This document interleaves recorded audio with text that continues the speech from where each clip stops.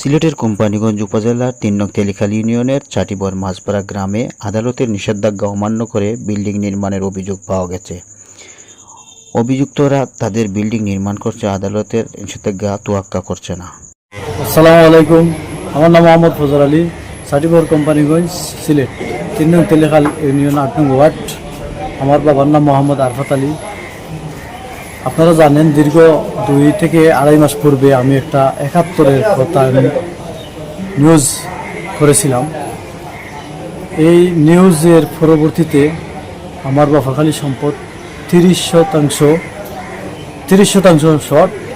তো এই 30% জায়গা 45 মামলা করিয়া মাননীয় মহামান্য আদালতের মাধ্যমে 45 মামলা করা হয়েছে।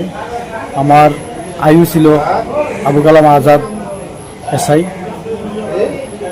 তখন আমার বিপক্ষে যারা আসমত আলী ফেরাই, তুসমত আলী এবং আফজাল হোসেন, নাজির হোসেন, আকরাম হোসেন, আবুল হোসেন সহ মহিলা সহ গং যারা আছে, ওরা জোরপূর্বকভাবে 45 টাকা সত্ত্বেও ওরা কাজ করতেছে, ঢালাই কাজ, পিলার নির্মাণ করতেছে।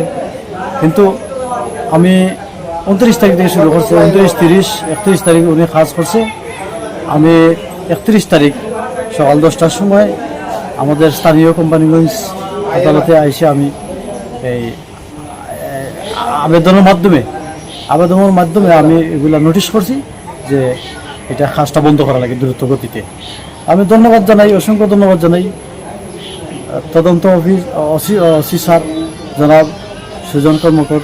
উনি তাৎক্ষণিক ব্যবস্থা নিয়েছেন। এই ব্যবস্থার মাধ্যমে আমার এই কাজটা বন্ধ করছে। বন্ধ করা চলাকালীন অবস্থায় থানা পুলিশ থাকা অবস্থায় আমার বিপরীত আসমত আলী ফেরাই গং ওর সঙ্গভঙ্গ নিয়ে সুলফি জাটা লাঠি সহ নিয়ে আমি বাড়ি ছিলাম না। আমরা 4 ভাই, আশোক আলী, মোশাক আলী, আমি ফজর আলী এবং আজর আলী, আমরা 2 ভাই সৌদি আরব এবং আমি কোম্পানিতে ছিলাম। আমার ভাই আজর ছিল, একা পাইয়া আমার ভাইকে ব্যাপকভাবে মারধর করছে এবং সে এসআই আবু কালাম আজাদ ভাই নিজে ওকে গ্রিলের ভিতরে ঢুকিয়ে রাখছে।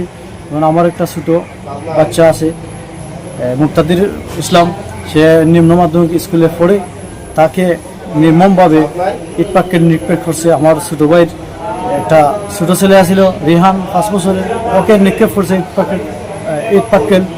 ওর গুরুত্ব জখম হয়েছে। আমার ভাই আজর আলীর গুরুত্ব জখম হয়েছে ডাইন কানের দিকে।